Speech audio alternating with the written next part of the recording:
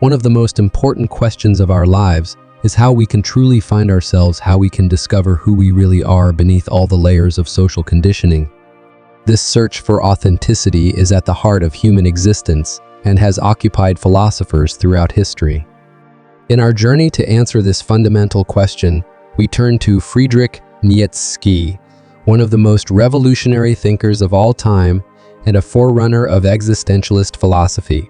Despite being known for his controversial ideas about morality and religion, Nietzsche developed profound insights into human psychology and self-discovery.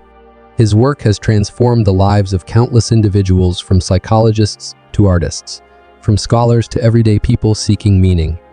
Nietzsche's philosophy offers us a pathway to authenticity in a world that constantly pushes us toward conformity. Nietzsche says, "What we've called universal values, what we have called truth, has always only ever been the personal expressions of those who promoted them." Nietzsche observed that most people live trapped within what he called the herd mentality, blindly following social norms and values without ever questioning why.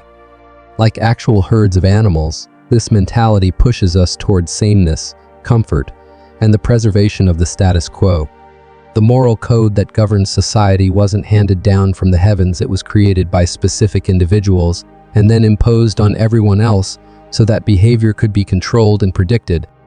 While this system protects us from certain extreme behaviors, it also severely limits our individuality and creative potential.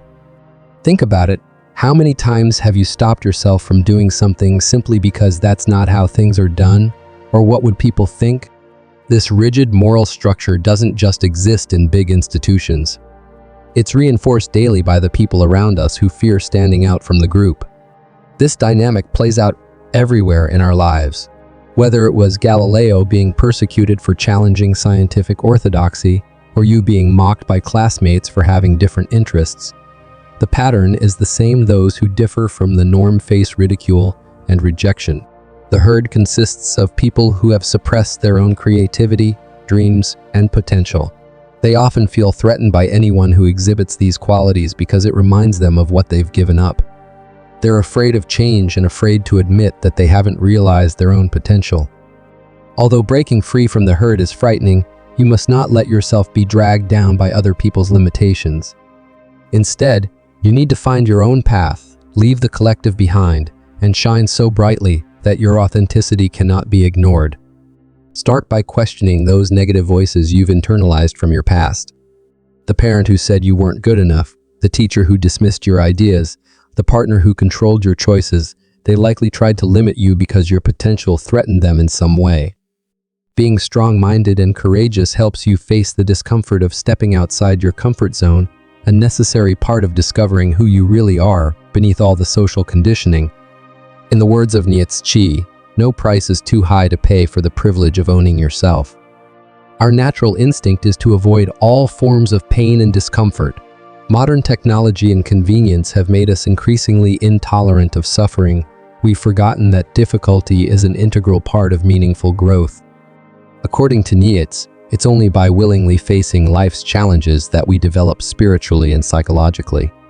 When he was 29 years old, Nietzsche explored this idea in his essay Schopenhauer as Educator, arguing that those who wish to maximize their potential must take the difficult path, which often leads to isolation.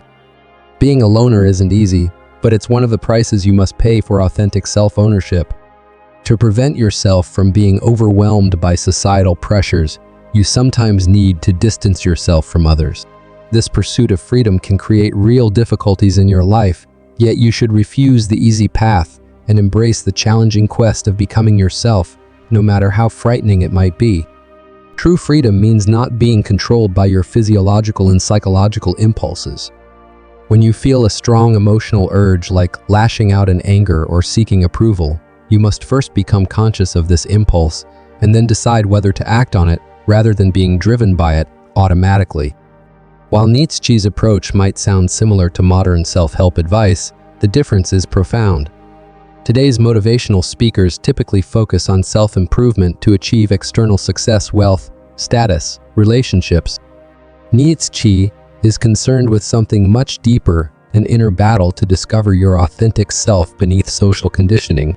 For example, when a motivational guru teaches confidence techniques to help you impress others, Nietzsche would ask you to examine why you want to appear confident in the first place. Often, you'll discover it's just about impressing others or proving your worth to society, concerns that distract from the deeper work of self-discovery.